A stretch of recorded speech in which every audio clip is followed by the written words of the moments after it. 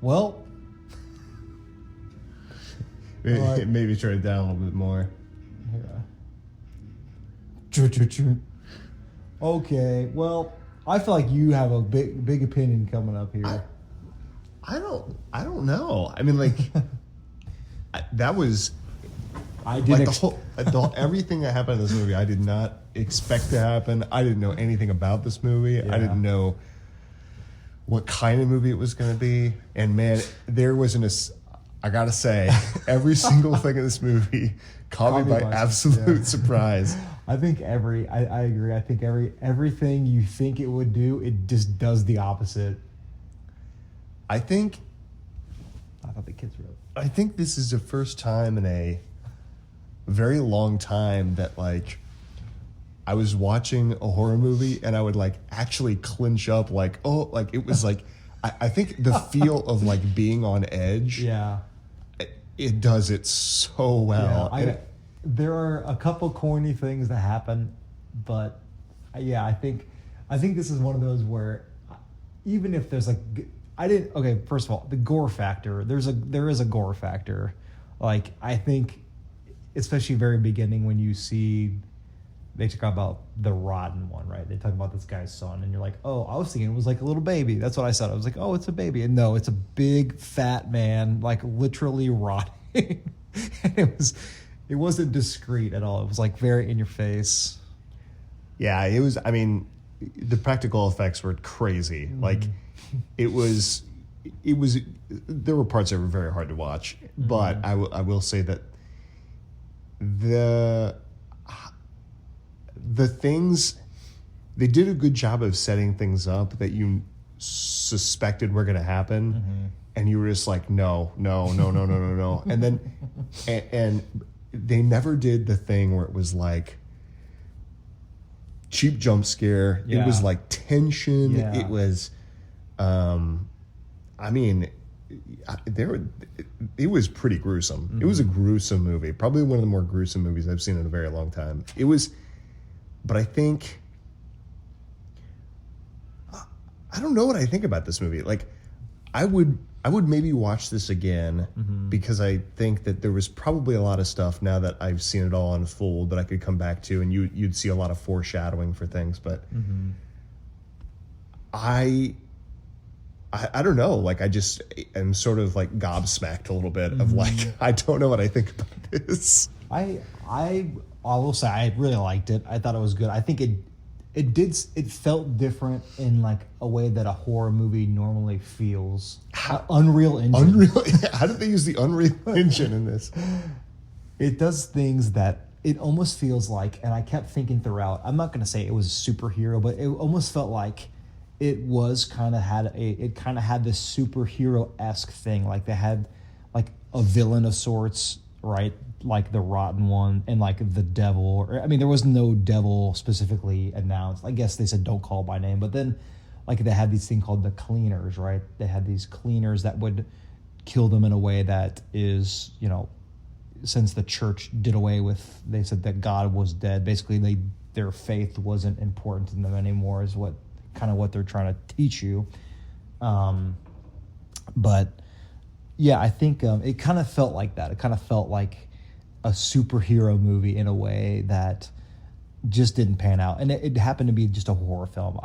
Do you see what I mean? Is that too weird to say? Like, it just felt different than a normal horror movie. Like, and I think about The Dark and the Wicked, how it just felt very ominous throughout, but it felt like this one, it was more like, I don't know, like it had a timeline, and it was it was like a horror movie baked into this like supernatural. I don't know. It's hard to describe. Yeah, I mean, like, for me, the thing I was trying to think of, they do a good job of masking this, is when does this take place? Like, does this take place like many, many decades into the future? Because the thing is, they talk about within the public this concept of possessions as if it's like kind of a rote occasion. Like, they're like, yeah, oh, I saw one. Yeah, this happened to me. Or they'll say like, oh, that only happens in the city. Like stuff like that. And I don't know.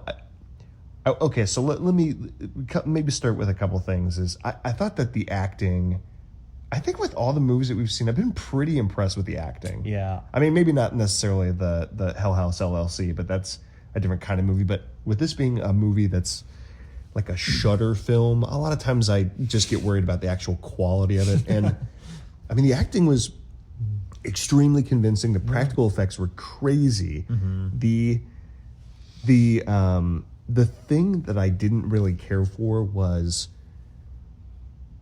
it, like some of the other horror movies we've seen, it feels like it can't make up its mind a little bit on what it's doing. Like, I think that it was really this concept of possession being almost like equivalent to like a flash flood warning or something like that. I was gonna say, of like, I agree. Like the protocol, because like they yeah, said, they turn the lights yeah, off. the city's going into protocol. It's like, and I think that that's why I felt like a superhero movie. it feels, I don't know. Like I thought that tying on this concept of there's this sect of people that knows how to get rid of these, and then there's the spooky children, and it's like, I kind of thought the movie was stronger and more tense of them embracing this more chaotic sort of like, you know what it honestly reminds me of a lot more than anything else is it reminds you of It Follows. Yeah. Like it sort of this, Yeah. It's really this like, not understood. yeah, unwavering, Yes, single-minded Yeah. force of nature that's there to harm and kill and create chaos and pandemonium. It felt very much like that, and I think, I don't know. I get why they added this concept of like there are these individuals that know how to get rid of them. There's spooky kids and all that stuff. I get why they added it, but I personally felt like it was a little bit more interesting and more frantic with there being less rules and stuff trying to be wrapped into it. Yeah, I think you're right. I think for one, like you said, the beginning, like the acting was great. I think it's a Spanish movie, so we don't speak Spanish, but based on what I know, I mean, or like watching it, it felt very like genuine. It didn't feel like a very cheesy character type film. So I really I would agree that the acting was good. I agree that there's some elements that they kind of parsed in there that just felt too forced. I think the children one, like the woman, one of the cleaners, at the very end was kind of like, very, you could tell that she was very smart, like had her wits about her. And then at the end, like when they're going to find where they had dropped the body off in the truck, she says the line like, children love evil, or like evil loves children and children love evil. And that to me was kind of a cheesy, like, oh, this is the direction that it's heading. And it felt very disingenuous to how the film felt earlier, where, like Aaron said, chaotic, crazy. And it definitely had us on edge. Like, specifically the part where the dog attacks the girl. We skipped that part because we both have kids. I think that's a point that we didn't really want to see, but to me that's kind of like how frantic it felt in the beginning, and it was scary, right? It's supposed to be horrific, and then it kind of played too much it played to not lose and not to win, if you're thinking like football terms. Like it just played it safe. Well, I thought when the movie first started, it was maybe about 10 minutes in, and I was like, man, they better like, they better like start getting this thing going, because it's feeling like it could be just a slow burn kind of movie. Maybe like 5 minutes after that, it was like, oh, right. It's like really popping off. Well, because you see the body, right? Well, I mean, that, but I'm thinking even more of like when their neighbor that goes sort of like crazy because he's desperate to protect his wife and their unborn son, and they move this body, and then they see the goat, but they realize that one of the goats in this pack of goats is different than the others, and it's hiding among the others, and I mean, I don't want to necessarily spoil that scene. I guess we could, but you like can. That's, I mean, yeah, that's where it really, like, to me was like, it's going all in. It's like, we're going. Like, Yeah. it was that. It was the, you know, whenever he goes to see his ex-wife and how things play out there. You know, like, I admire that the things that they tried to focus on, which was like this. This may be contradictory, but like, I thought that for as gruesome as it was, I don't feel like there were any parts minus like the kid getting attacked that I was like, this is too much. so yeah, like where I was like, this is like crossing into human centipede or something, something completely grotesque. It didn't feel like it ever went quite that far. Yeah, I would agree. I think to me that was more just like kids getting hurt, and that's the thing I just can't watch as a parent. No. But I agree. I think that the gore that you see is intentionally. It's not just we're gonna just make it really gory just because we can. It served a purpose, right? Like it made. I'm going to spoil the part. I feel like I do say that this podcast has spoilers, and we would assume that you know about the movie before you watch. So the part you're talking about, the goat part. So the twist is that I don't know. Maybe I shouldn't spoil it. It is. I mean, if you feel like it's going to lead into something, you're going to say. I feel like it just caught me. That is the first time I think of this film series that I've literally like put my hands on my head and gasped. Yeah. And then that was when the husband shoots the goat, and you don't know why. Like they say something. I don't know if they make it like they don't allude to don't shoot things with a gun. Maybe they said don't shoot. Yeah, they did that. Yeah, they did. Yeah. So don't shoot like possessed whatever with a gun. And so the wife is begging the husband, don't shoot it. Well, the husband just loses his cool because the goat walks up to the barrel of the gun. So he pulls the trigger. Almost like in a taunting way. Yeah, like you better pull this trigger, dude. And he does, and then you just see his face get axed by his wife, and that was like, whoa. But then the wife turns the axe to herself. That was even worse. It was a pretty jarring sequence of events. Yeah. So I think the gore that they intended to put in is very meaningful. I think it's supposed to like really get to a place where, again, I think a lot of like TV films do. I think a lot of even movies like hide that kind of stuff, but I don't know if this was ever released in theaters. I mean, like the way I see a movie like this is,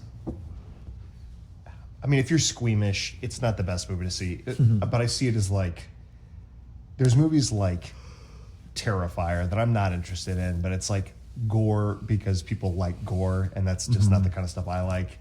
This is more like The Fly, where it's you get this grotesque imagery. Yeah, who's that? Cronenberg, who is just this master of like practical effects, and it's like both disgusting, but also like you can't look away.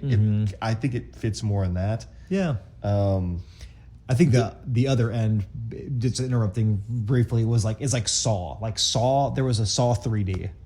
Like that is to the. Did you ever see that? No, I mean I've seen like the first two. Okay, maybe they made a Saw 3, but that to me is like not what this movie did at all. Oh no, it's nothing like that. I mean, overall, I thought this was. I mean, I was definitely interested. Like the whole time, I felt like I was pretty locked in. It took a little while to get into it. But I still feel like the movie would have... Okay, so like what I think would have been a little bit more interesting to me would have been less of it just felt a little bit like at the very end they kind of cobbled together this like, how do we resolve this? And although they had some of this at the very beginning, but they just kind of threw in that like, oh, there's this secret organization that was started by, or at least in part started by this woman who, her and her husband had started a church. She admitted that they were liars, that they were just basically putting on a show for the profit or the fame or the glory or whatever. And then she comes into contact with her first possessed by one of them throwing up all over the people in at this church. And what I thought, I think that trying to throw all that stuff together, throw this like idea that there's this sect of people and kids are somehow tied in. It just felt a little like tenuously strung in. But I think what would have been more interesting was at the beginning of the movie, it seemed like the police and the mayor made this conscious effort to not resolve this possessed individual immediately. And although maybe would have been weird and maybe could have been boring if not done right, the fact that these possessed individuals was kind of this common occurrence, I thought it would have been interesting to see what about like this concept of people in the government and people in the branch of police leveraging that kind of thing for more power, more land, more. I thought that would have been an interesting concept to a movie instead of kind of just falling into the old norms of, like kind of cultish. Little kids are creepy. I think it does a good job. I think I'm going to disagree just a little bit because I think it does a good job of like giving you the pieces that you need to know about it, and I think it can make you feel like how deep does that go? Because they talk about talk about like a rotten, like there's a colloquialism, right, to these people, like it's a rotten, right? It's a possessed one, and it's funny that you say that, though. It does kind of include that like stateship, mayorship, because even the guy was like, they're just doing it to take our land. It kind of reminds me of like, like anyone who's anti-government, like they're just doing it to scare the people, So it kind of like, it could bring about like a political sense, and it almost kind of does in that way. But then to me, I kind of look at it, it does feel like a zombie movie. It does feel like that because these people are dying and they're trying to like, the rottens, you could call them like infected. They're infected, and eventually they give birth to. And that was kind of explained very trivially. I think it was like we need to abort. We need to abort but that could be like a translation thing. But I think that felt very strange. It does feel like a zombie movie in that sense. Like these children at the very end are like walking into the field towards the sunrise, and I'm assuming there's some city that's the point, right, is to somehow like infect the city, and that obviously the city has a protocol on how to treat these occurrences, and that's why like it feels like superhero-esque, I guess. But and even in the beginning, or like even in the middle of it, when you meet the grandma, the brother's mom, she talks about like it seems really like forced, and it's it's kind of what do they call it, like exposition. It's just like spoon fed to you, and I guess that you kind of have to understand. I talk about these 7 rules, right? The 7 rules, and it's like don't do this, don't shoot it with a gun, don't then you don't learn the 7th rule until the end, and you're like, oh, don't be afraid of whatever you're afraid of. It'll try to like manipulate your fears.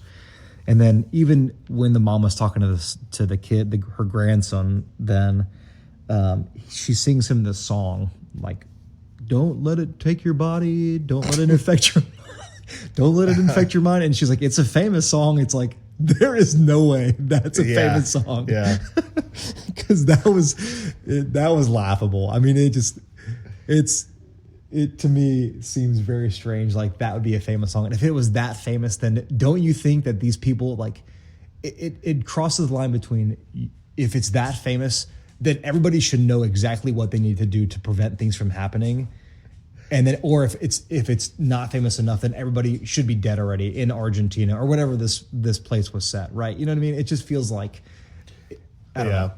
It is interesting because it's hard to know how common or uncommon this stuff is, because there are some people, I don't know, the closest sort of thing that I can think about in the world that is maybe what they're trying to give you the sense of is that it's like a very uncommon disease. Yeah. Like maybe not uncommon, but something that, in maybe wherever you live, you'd be like, oh, well, we don't have to worry about X because X only happens. Yeah. It doesn't happen in our nation. It doesn't happen. It happens in other places that are far, far away, and we don't have to think about them. And I feel like that's maybe the level of awareness that these people have of the possessed sort of thing.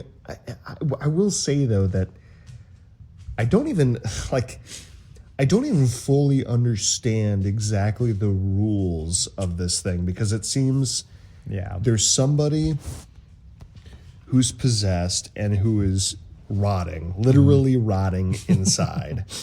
and then there are people that are affected by this individual by breaking one of these 7 rules or crossing paths with somebody who's possessed.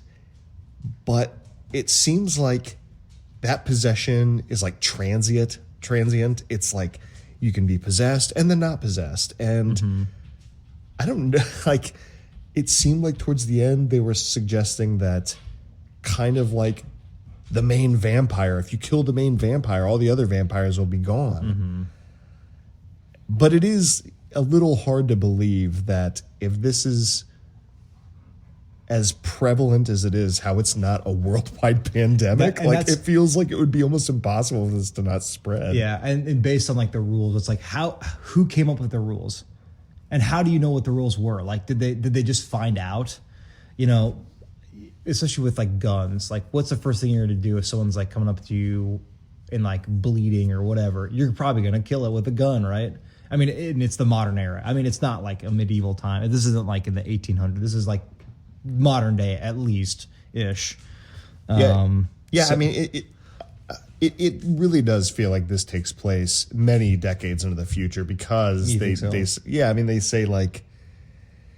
say that basically churches have disbanded. Oh, I was thinking that was more like cultural, like in their town. That could be. I got the impression that, at least in the world that we knew in that movie, churches had disbanded just because they had felt like the sort of cultural change that this type of thing brought just undermined the entirety of like everything the church stands for. And that's why they were just like, well, I mean, we got to focus all of our efforts on not becoming possessed, I guess. Yeah, to me, I guess even it seems weird because like there's for a movie that has a lot about like supernaturalism, and I will say like we're going to talk about demon. They do mention the names of, like, they say Lucifer or whatever, but there's not a lot of mention about Bibles, right? There's like no, like you said, there's like no church culture, and it's,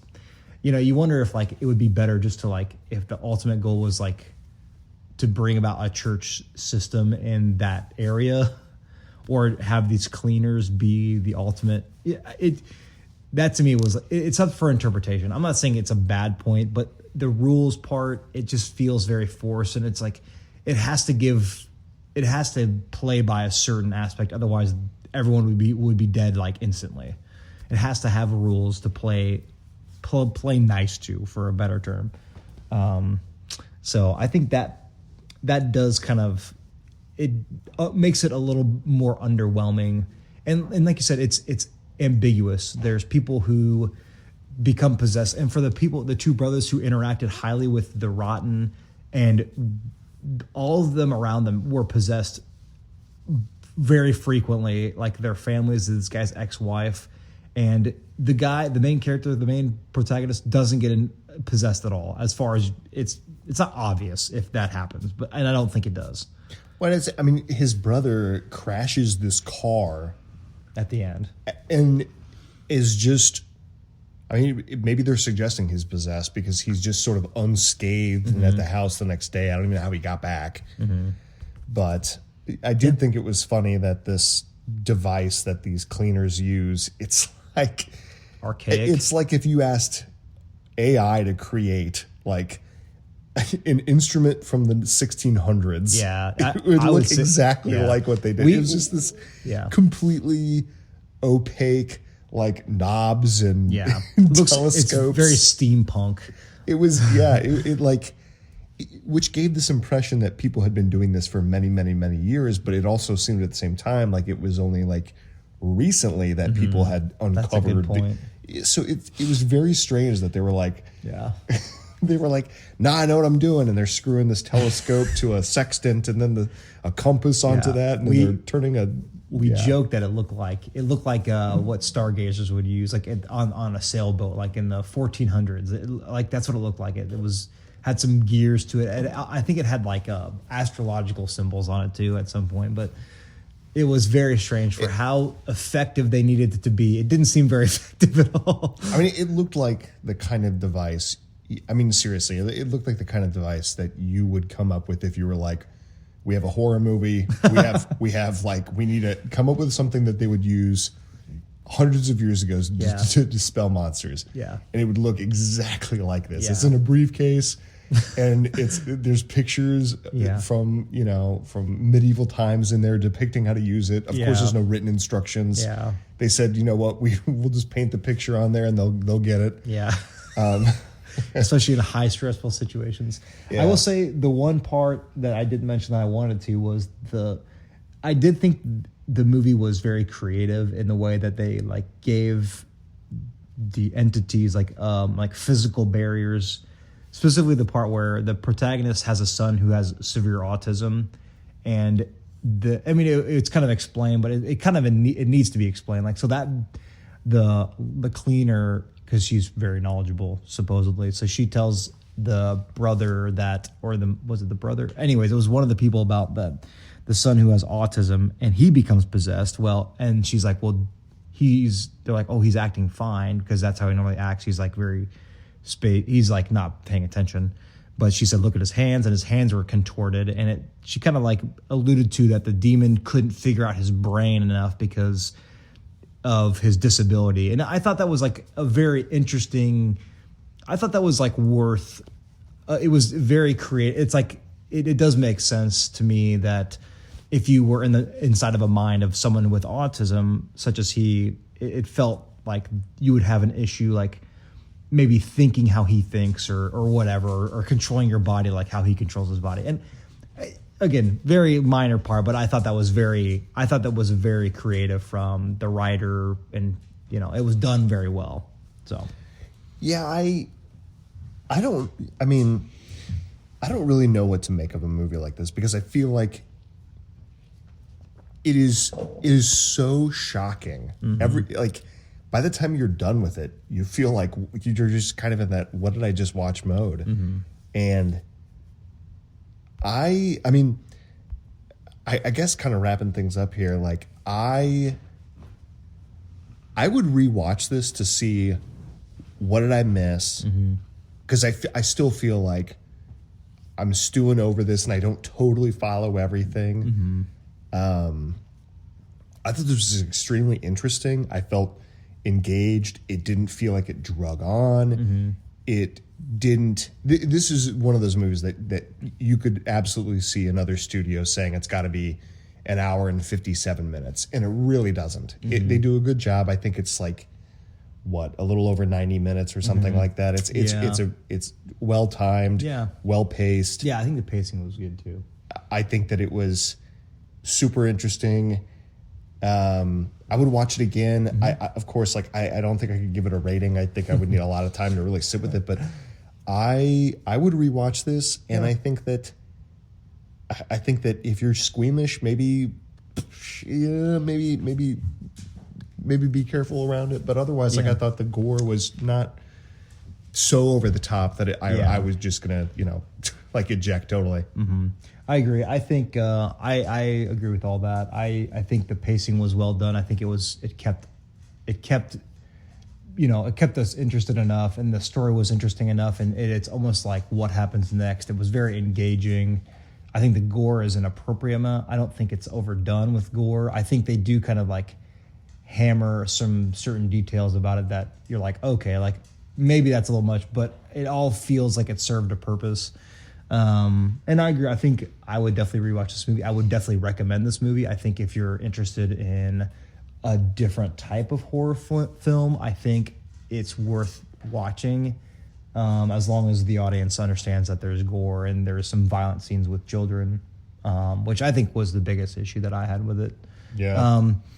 Otherwise, plot wise, yeah, there's some holes I think they could fill better, but overall, I would definitely recommend watching this movie. So, and then if you want to see our ratings, we will.